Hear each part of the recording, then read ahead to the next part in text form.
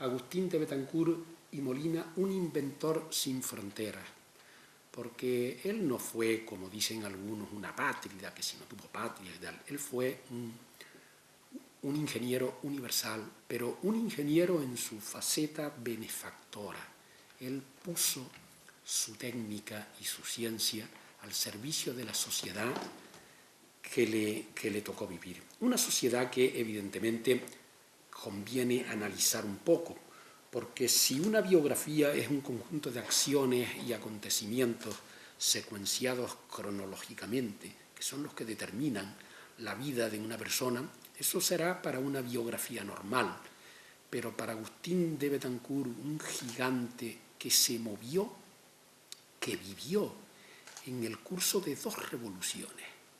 Una revolución técnica, la primera revolución industrial, y otra revolución que corrió pareja con la primera, una revolución político-social que cambió completamente la estructura política de la sociedad, nada menos que una sociedad que se había regido por un sistema político, el del feudalismo, nada menos que desde hacía prácticamente 1000 años, con interrupciones, con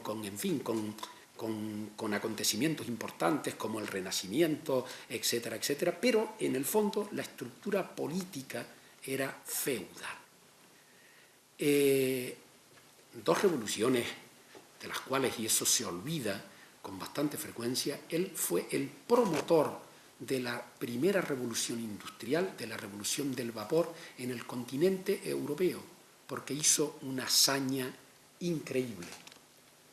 La hazaña de reinventar la máquina de vapor que estaba secuestrada por los ingleses porque la había inventado un escocés, James Watt, y aseguraba el monopolio industrial de Inglaterra sobre el mundo. Pues él hizo la notable hazaña en un viaje que ya comentaremos de reinventar esa máquina, traerla al continente y de ahí extenderla por toda Europa y por América también. Es evidente que es una figura de talla universal. Fue un benefactor universal, puso la técnica al servicio del pueblo. Él comienza esta memoria de la fuerza expansiva del vapor de agua, que yo tuve el honor y el placer, ¿no?, más que nada, de presentarla en el Cabildo de Tenerife hace 2 semanas. Una memoria que ya he comentado muchas veces me produjo mucha satisfacción porque al analizarla yo entendí que se trataba de algo más que obtener unos datos de presión y temperatura en un recipiente cerrado donde servía una cantidad de agua y se ponía un termómetro y un manómetro. Sin quererlo, Agustín de Betancourt sentaba las bases del equilibrio líquido-vapor. Además, se leen las leyes del equilibrio líquido-vapor y se leen hoy en un libro de termodinámica y son prácticamente exactamente lo mismo. Es decir, que este genio de aquí, este genio canario y tinerfeño, sentó las bases del equilibrio líquido-vapor y también del rendimiento de las máquinas, anticipándose a Sadi Carnot en su célebre segundo principio, una de las formulaciones del segundo principio de la termodinámica, cuando el sabio canario estableció que el rendimiento de una máquina térmica dependía de las temperaturas de los focos, del foco caliente y del foco frío. Bien, pues este personaje que vivió entre 2 revoluciones y que fue el promotor de la primera revolución industrial, es de una grandeza tremenda, porque lo primero que dice en esta memoria es una declaración de intenciones noble. Dice que cuando se hace ciencia sin otro objeto que el del lucimiento personal, sin proyectarla hacia la sociedad, sin ponerla al servicio de la sociedad, esa ciencia no es interesante, dijo él. Es toda una declaración de intenciones de que la ciencia y la técnica hay que ponerla al servicio de la sociedad. Él, aunque trabajó en España, en Francia y en Rusia, y en España y en Rusia fue de alguna manera protegido, ¿no?, por los monarcas. Sin embargo, él puso siempre su técnica y su ciencia al servicio del pueblo. Preservó su dignidad aún en las circunstancias más adversas. Fue un hombre de una gran grandeza moral, porque tanto en España, cuando se enfrentó al valido Godoy, que era el todopoderoso, en fin, el que mandaba, ¿no?, en la corte de Carlos IV, en una época, y tuvo que decirle, tuvo que discrepar claramente con él, se lo dijo. Y cuando también tuvo que hacer un informe del estado de las comunicaciones en el Imperio ruso, le dijo al todopoderoso zar Alejandro I que fuera de San Petersburgo todo estaba por hacer. Fue un hombre valiente, amigo de sus amigos. Él no dudó en ayudar a cualquier español, con independencia de sus ideas, a cualquier español que apareciera por Rusia.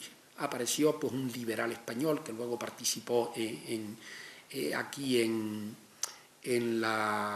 el pronunciamiento de Riego, un tal Juan Van Halen, de ascendencia flamenca, y él lo protegió en Rusia, le buscó empleo en el ejército del zar, y bueno, fue un hombre amigo de sus amigos y que protegió y que ayudó, fue un benefactor, general por partida doble, pero general por cuestiones de prestigio, porque en ese tiempo una manera de ir subiendo en el escalafón social era precisamente hacer la carrera militar. Pero él no participó en batalla militar alguna. Su guerra la libró en los campos de la invención creadora, del trabajo, siempre al servicio de la sociedad.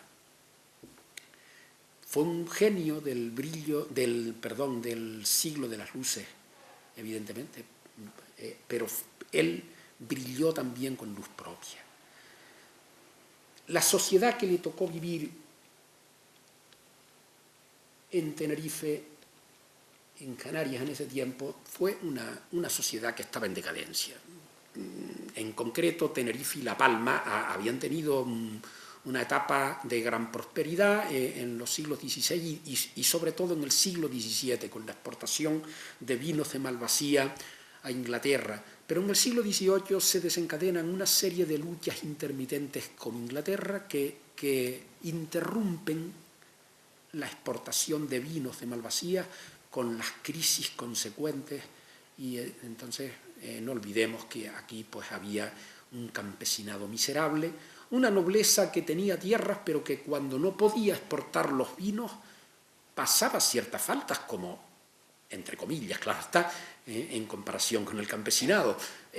Pero, por ejemplo, la familia Betancourt, que era una familia, el Agustín de Betancourt y Castro, el padre, era coronel y la madre era noble, de la nobleza de Garachico. Tenían tierras, pero cuando venían las guerras con Inglaterra, cuando sucedían esas guerras, pues no tenían mucho dinero, ¿entiendes? Entonces tenían a sus hijos José y Agustín estudiando en España y en el extranjero, y con frecuencia había dificultades económicas para enviarle dinero porque lo necesitaban, sobre todo en la primera etapa madrileña de Agustín de Betancourt, cuando él estaba estudiando y necesitaba dinero. Su vida aquí transcurrieron 20 años en los cuales lo más importante fue el espíritu liberal y de libre pensador que él adquirió desde joven, porque su padre lo llevaba primero a la tertulia de Nava, en La Laguna, en el Palacio de Viana, ¿sí?, y luego a la Real Sociedad Económica de Amigos del País, donde en una de esas reuniones un tal Matías Jalves, que había llegado de Madrid, se fijó en la gran inteligencia por una intervención que tuvo el joven Agustín, que venía con su hermana y un invento, una máquina epicilíndrica para hilar. Su hermana María del Carmen Betancourt era también una gran inventora, solo que la condición de la mujer en ese tiempo, pues o se casaba o se metía monja, y fue una pena, y hay que hacer un estudio sobre esta mujer con su gran capacidad para inventar pinturas de todo color y para tejidos, pequeñas máquinas. Fue una pena, ¿verdad?, que se perdiera, que no siguiera. Hay una serie de curiosidades históricas que a veces uno le hacen pensar, porque eran dos hermanos que se querían mucho. Hay una correspondencia epistolar muy bonita, ¿no?, de Agustín de Betancourt con su familia, y siempre le manda saludos o le escribe aparte a Mari Carmen, a Mariquita, como la llamaba, o Maruca a veces. Y los dos hermanos nacieron en el mismo año, Agustín el 1 de febrero de 1758 y Mari Carmen en diciembre del mismo año, y murieron el mismo año también. Murió primero Agustín de Betancourt, nació primero también, y murió luego Mari Carmen. Mari Carmen, o María del Carmen, no se enteró de la muerte de su hermano. Bien, hay pocas noticias de él aquí, que estudió en los dominicos de la Orotava, en las aulas donde estudiaron los ilustrados tinerfelios que nutrieron en aquel tiempo la corte madrileña, los hermanos Iriarte, Tomás, Bernardo, Domingo, que fue embajador en Francia, y el célebre Tomás, el fabulista, donde estudió también Vieri Clavijo, con quien se reencontraría en Madrid. Y poco más. De Tenerife, pues bueno, pues también hay noticias de que él se interesaba mucho, pero era un hombre de gran habilidad manual, construía aparatitos porque ya le gustaba todo eso, y que se interesó por trabajar el hierro, y él aprendió a trabajar el hierro. Él se fijaba, iba por ahí, por el valle, los herreros, los visitaba, trabajó el hierro, y tal fue así que a su hijo Alfonso lo enseñó también a trabajar el hierro. En Madrid estudia Ciencias en el Real Colegio de San Isidro y Bellas Artes en la Real Academia, porque él tenía una capacidad para el dibujo enorme. Algunos dicen que es el último de los ingenieros artistas, ¿entienden? En la Academia de Bellas Artes va a tener después, cuando pasen los años y él regrese a España de nuevo, un protagonismo muy importante, porque se va a reencontrar nada menos que con don Francisco de Goya, y van a formar ellos dos y otros más un comité para la renovación de las artes en general, y se tendría que investigar en las actas de la Real Academia de San Fernando si existen esas actas, el protagonismo, ¿verdad?, de estos personajes y qué es lo que hablaban. Agustín de Betancourt fue pintado con Goya en un cuadro poco conocido que hoy se encuentra en la Escuela de Caminos y Canales de Madrid, que fue fundada en 1802 por Betancourt, y pintó también a un colaborador suyo que lo acompañó a Inglaterra, Eduardo Sureda, y que trajo de Inglaterra todas las técnicas estas del agua fuerte, que se dio a Goya también para que pintara toda esta serie de caprichos, disparates, los desastres de la guerra, etc. Hay un cuadro de Sureda pintado por Goya que está en la National Gallery de Washington. El hombre fuerte en ese tiempo, en 1780 aproximadamente, cuando llegó Betancourt a Madrid, era el conde de Floridablanca, que se fijó en Betancourt rápidamente y lo captó, ¿no? Entonces lo mandó a hacer una serie de trabajos, el canal de Aragón, y sobre todo que inspeccionara las minas de Almadén y que les hiciera informes. Pero él no solo le hizo unos informes del estado de las minas, sino que mejoró una serie de aspectos como el acarreo de material, los cuidados que había que tener para que los que trabajaban allí no se envenenaran con el mercurio, etcétera, etcétera. El informe que hizo, pues, impresionó a Floridablanca, quien lo manda a París a estudiar, en principio, ingeniería subterránea, que era el curioso nombre que en ese tiempo le daban a un ingeniero de minas, pero después le dijo que estudiara máquinas. Y eso fue lo que hizo. Antes de eso, en 1783, a finales, en noviembre, lanzó el primer globo.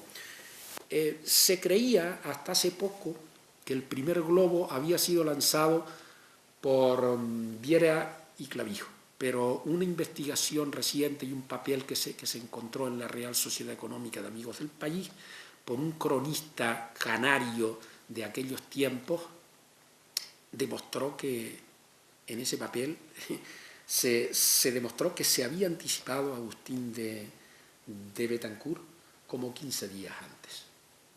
Fueron los pioneros de la aerostación española. La primera estancia francesa llega a la prestigiosa École de Pont-et-Chaussée, que es la escuela de caminos, ¿no?, de Francia y de máquinas, donde se estudiaban las ingenierías. Y ahí se encuentra, pues, con los grandes genios de la época, conoce al creador de la geometría descriptiva, Monge, al astrónomo y matemático Laplace, conoce al químico Proust, que después de Lavoisier era el segundo químico de Francia y que vino a España, introdujo la química en España, en este país, con el que trabajó Betancourt más tarde. Hizo una memoria con él. Y posiblemente a Lavoisier, porque él lo cita mucho, a Lavoisier. Seguramente leyó el considerado primer libro de química del mundo, que es el Tratado Elemental de Química, donde Lavoisier funda la química sobre la ley de conservación de la masa. ¿Entienden? Hasta ese tiempo la química era una ciencia nebulosa, camino entre la magia, la alquimia, y él le da fundamento de ciencia, aclaró lo que era una combustión, desterró la teoría del flogisto, etcétera, etcétera, que no se lo perdonó Marat y lo guillotinó. Bien, con Proust publicaría años más tarde un trabajo sobre el descrude de la seda. Es una memoria química, pero también tiene otra sobre la purificación del carbón de piedra.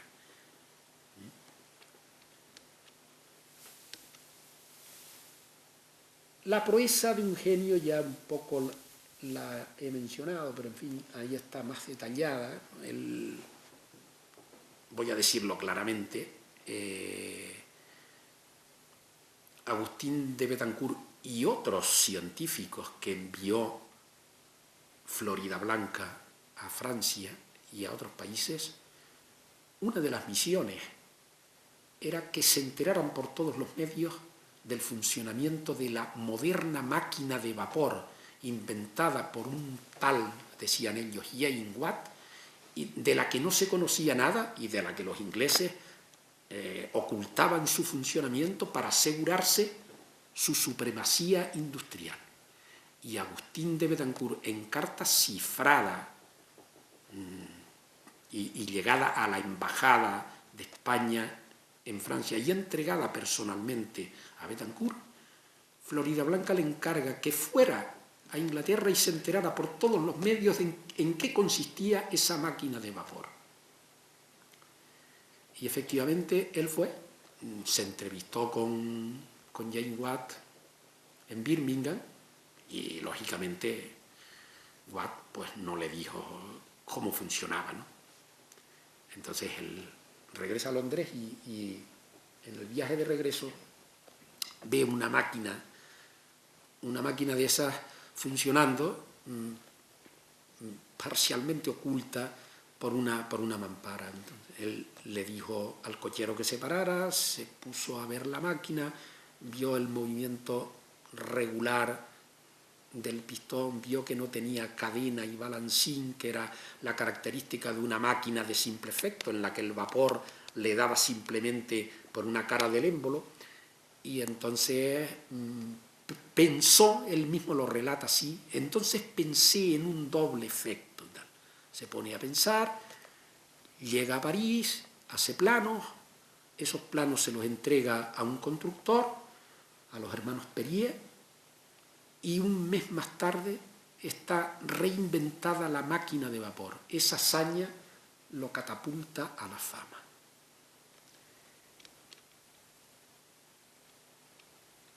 Le llega la consagración y en el plazo de un año él presenta a la Academia Francesa dos memorias, una sobre la máquina de vapor de doble efecto, que era la reinventada máquina de vapor, y la segunda,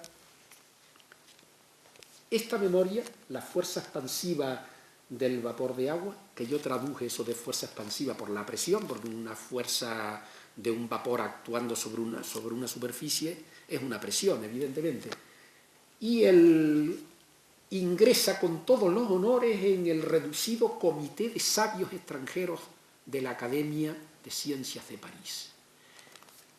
Esta segunda memoria, él la escribió porque él tenía que calcular las presiones y temperaturas que resisten los cilindros y los émbolos en las máquinas de vapor. Eso no se conocía.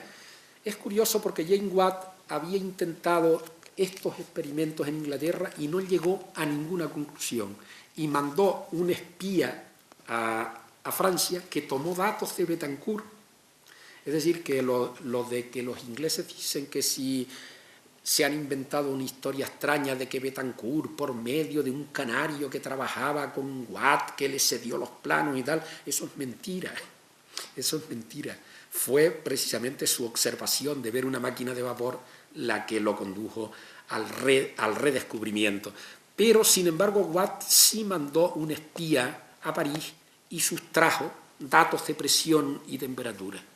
Eso ha sido descubierto recientemente, hace cuestión de pocos meses, por la investigadora rusa Irina Gusevich, y me parece que yo tengo aquí el papelito, una copia, donde está, creo que está por aquí, no sé si lo tengo, donde se ve efectivamente quién copiaba a quién, ¿no?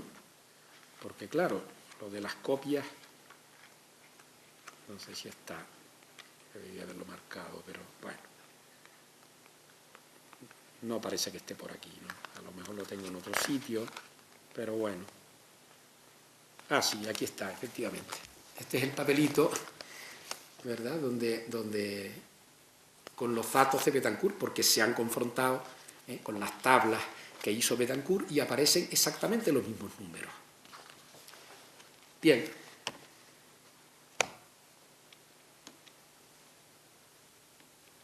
En esencia es la máquina de Watt con un sistema para transformar el movimiento del émbolo, el movimiento alternativo del émbolo, ¿no?, armónico, en un movimiento circular uniforme y un regulador de potencia, ¿no?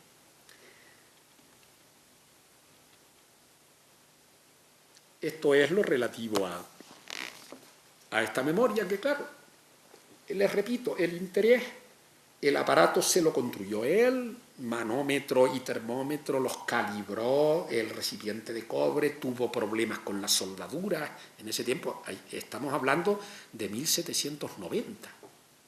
Hoy es fácil hacer esto, ¿no? En aquel tiempo no era tan fácil. Un sistema de vacío, todo construido por él, y probado por él y calibrado por él.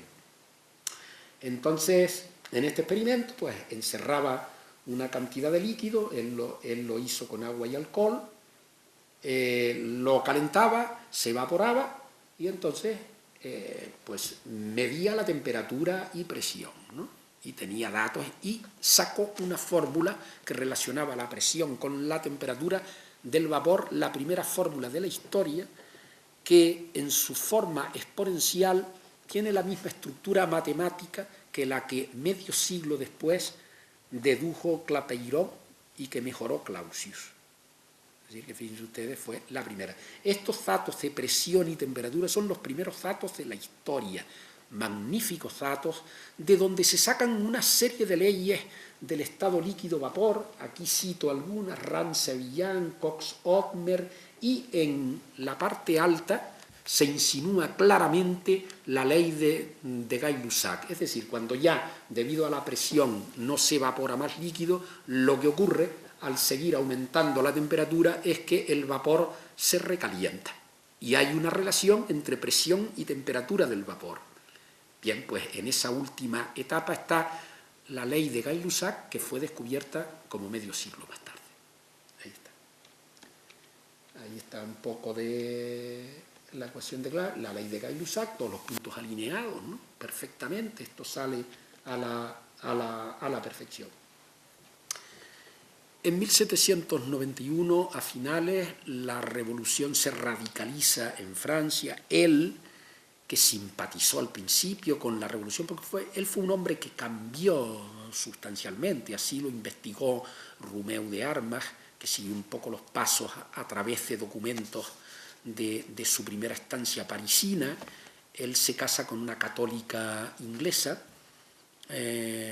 y es un asunto lo de su matrimonio rocambolesco, porque se casó 3 veces, dice uno, bueno, 3 veces con mujeres distintas. No, se casó 3 veces con la misma mujer. Dirán ustedes, ¿y eso por qué? Bueno, porque posiblemente, no está del todo demostrado porque no se ha encontrado el documento, él se casó en plena revolución en Francia con un cura partidario de la nueva regulación del clero, con un cura revolucionario. Cuando la revolución, el clero en Francia se dividió. Estaban los refractarios, que eran los que obedecían al Papa, y los de la nueva constitución del clero, que, bueno, eran curas que acataban la legalidad republicana.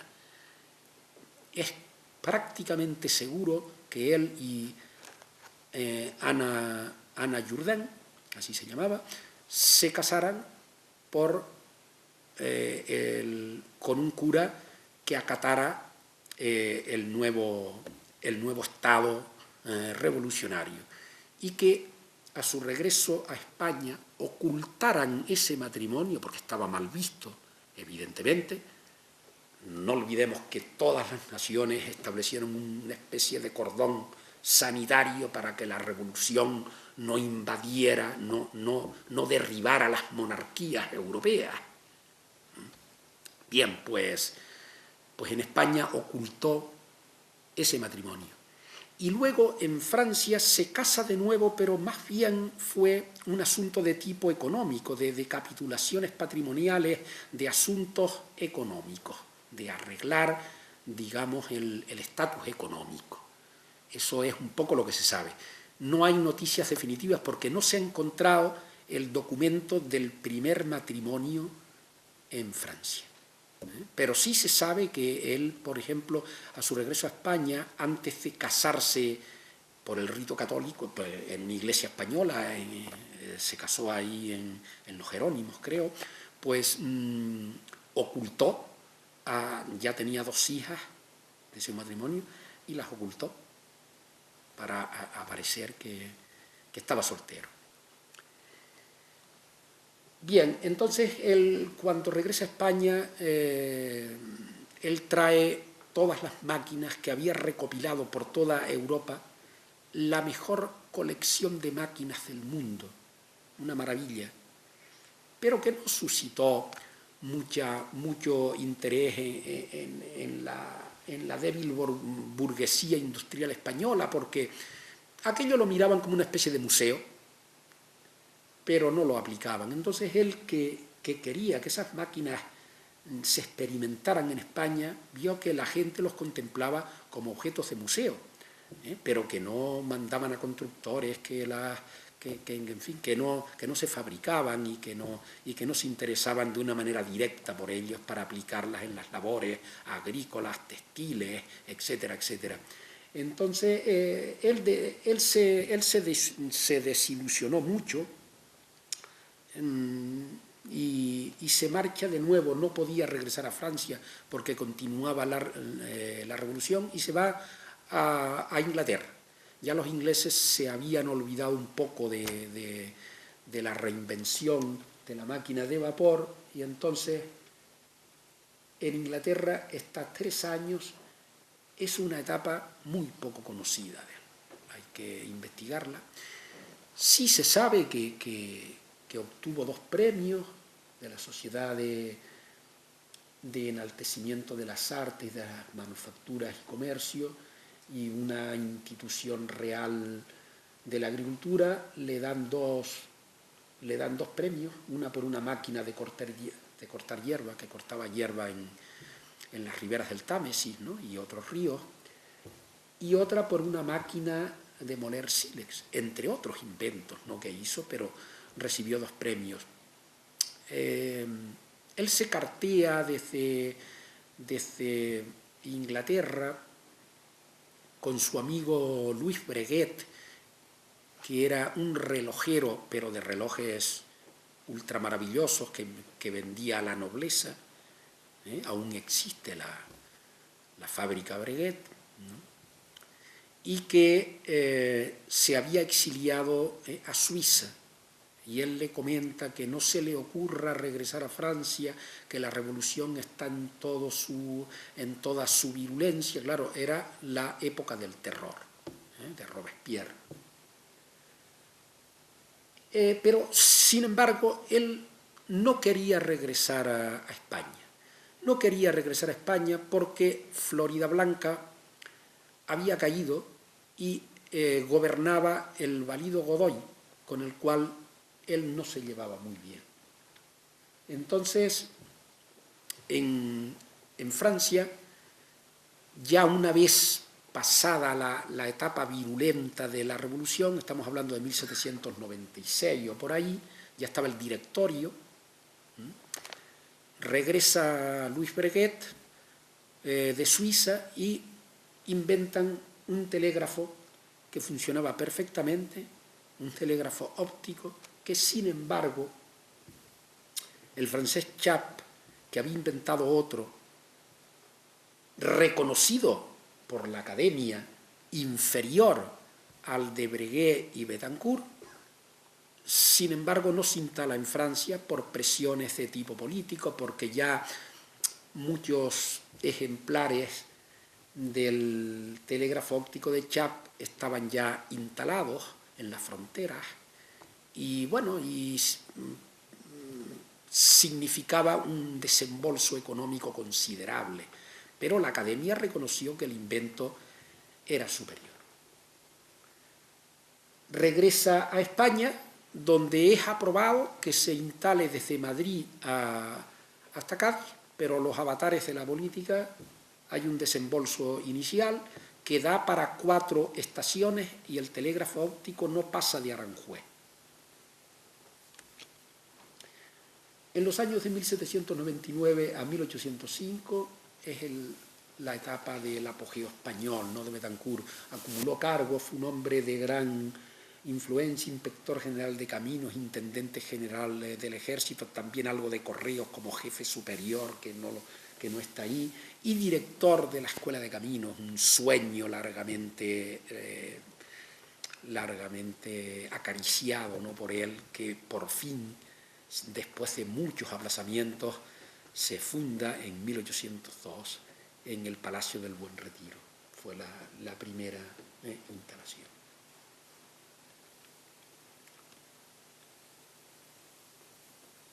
En 1805 marca un hito en la política española porque es el año del desastre de Trafalgar. En octubre de 1805 la Marina de Guerra española es prácticamente aniquilada junto con parte de la francesa, lo que desencadenó que pocos años más tarde la entonces América hispana comenzara sus procesos de independencia, porque España prácticamente se quedó sin barcos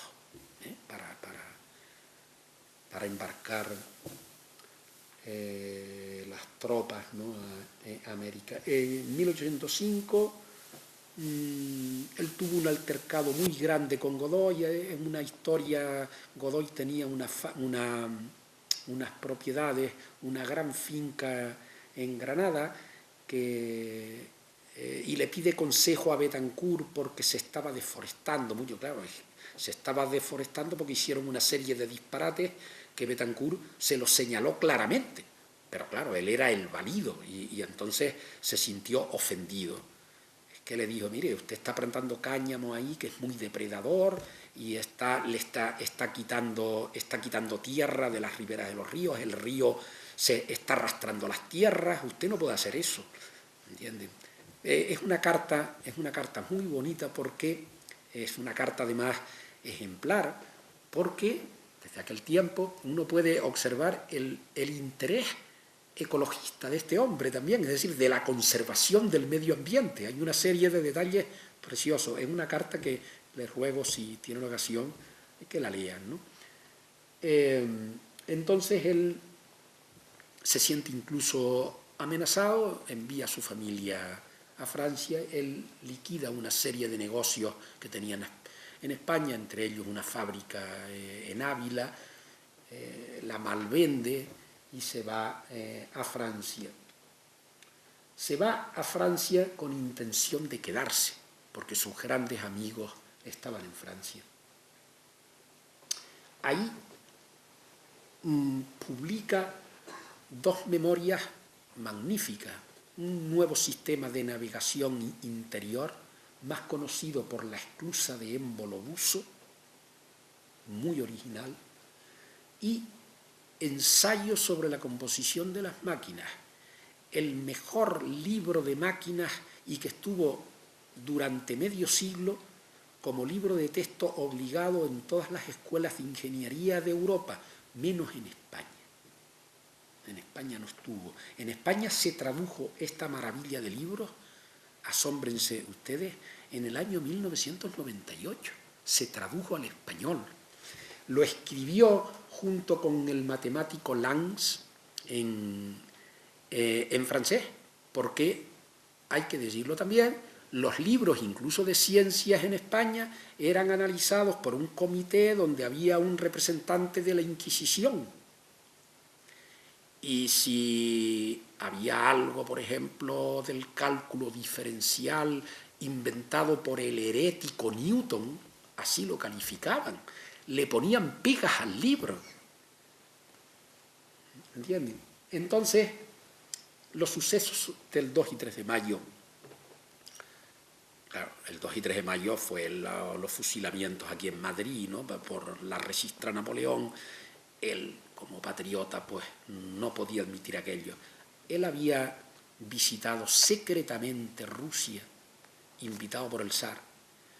Digo secretamente porque él era, al fin y al cabo, un funcionario de la corona española, lo mandaron a Francia y ahí debería de estar. Sin embargo, él va a Rusia a tantear el vado, como dijo él. El zar Alejandro le ofrece todo tipo de honores, un sueldo fabuloso y tal, pero él no lo aceptó en ese momento y regresó a Francia con la idea de quedarse allí, porque él no conocía Rusia, sus amigos estaban en Francia. Pero los sucesos del 2 y 3 de mayo hacen que algunos dicen que él se refugió en la embajada rusa y que ya de allí partió a Rusia.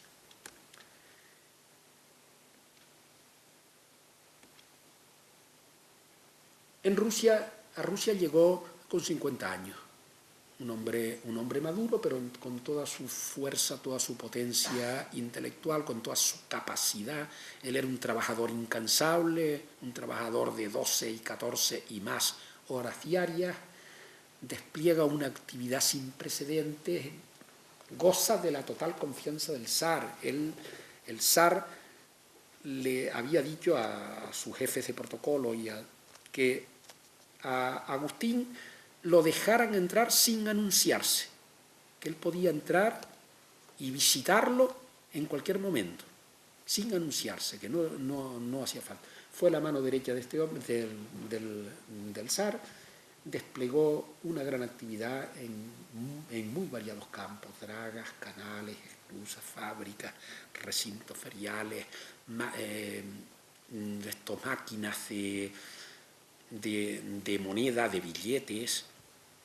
Por ejemplo, cuando la invasión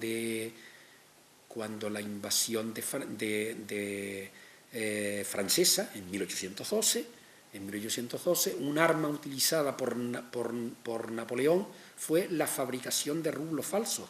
Entonces estableció una fábrica de rublos falsos, invadió Rusia de rublos falsos.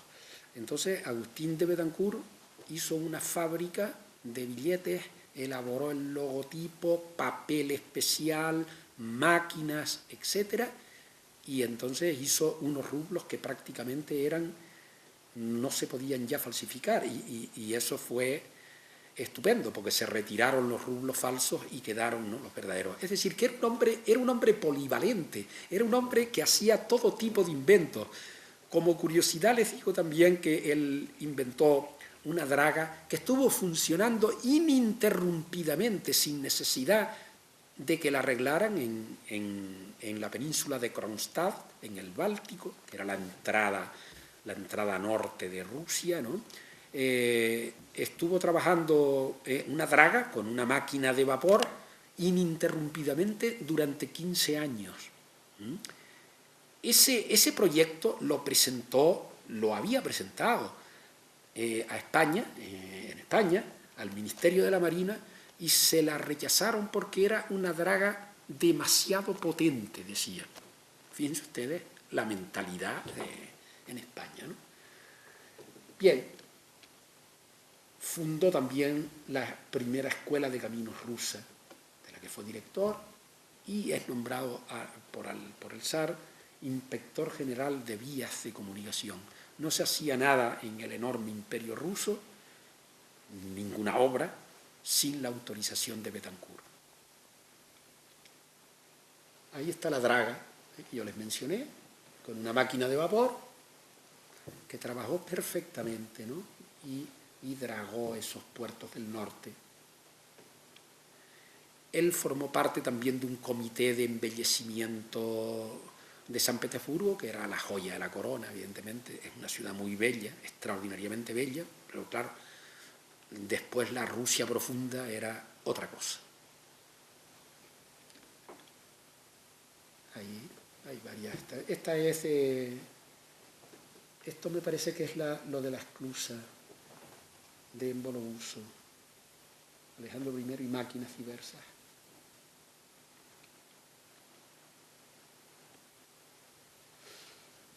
En 1820 era lo que yo he escrito ahí, una leyenda viviente. Él contrata ingenieros y técnicos por toda Europa, y muchos españoles. Trajo a muchos ingenieros que habían salido de la escuela de España, los llevó a trabajar a Rusia, ¿no?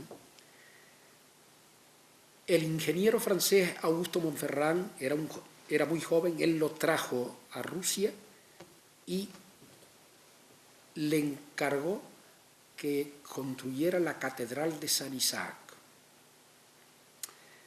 Él la construyó, pero obedeciendo las instrucciones de Betancourt. El terreno pantanoso de San Petersburgo, hay mucha agua y es un terreno pantanoso, sin los consejos de Betancourt sobre la cimentación, no se hubiera hecho. Y para elevar las columnas aquellas a esas enormes alturas, sin los artilugios y máquinas de Betancourt, no se hubieran elevado.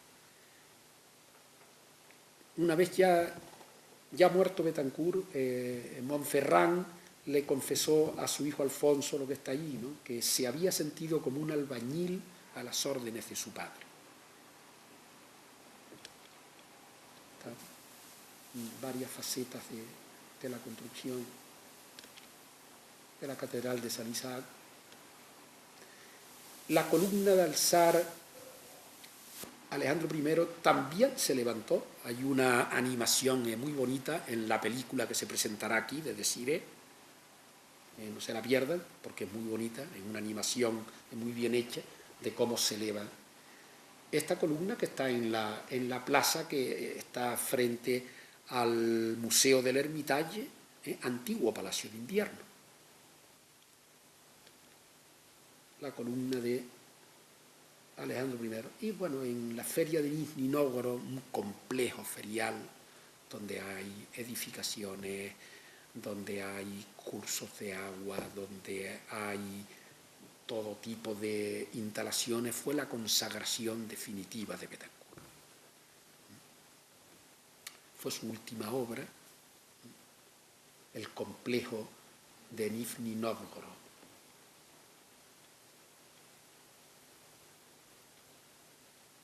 Bien, hay que decir que Agustín de Betancourt y Molina cayó en desgracia en los últimos años por una serie de episodios desgraciados, unos frutos de su honradez y de su valentía y de ayudar y de su bonomía, y otros pues fruto de envidias, de camarillas y de falsedades.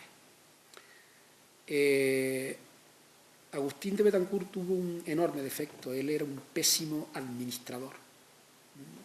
Dejaba a cargo de otros la administración, y en la feria de Nizhny Nóvgorod esa falta de control le costó muy caro, porque su segundo sustrajo cantidades grandes de dinero, lo acusaron a él, lo acusaron injustamente, como se demostró. Evidentemente, el responsable se suicidó, reconoció que había sido él el culpable y se suicidó. Pero él también amparó, yo se lo comenté antes, a un liberal español, Juan Van Halen, le buscó empleo, pero después este hombre pues se vino a España y dejó el ejército del zar de una manera un tanto abrupta. Eso no gustó. Fue recomendado por Betancourt, le dieron un buen empleo y lo dejó. Y el informe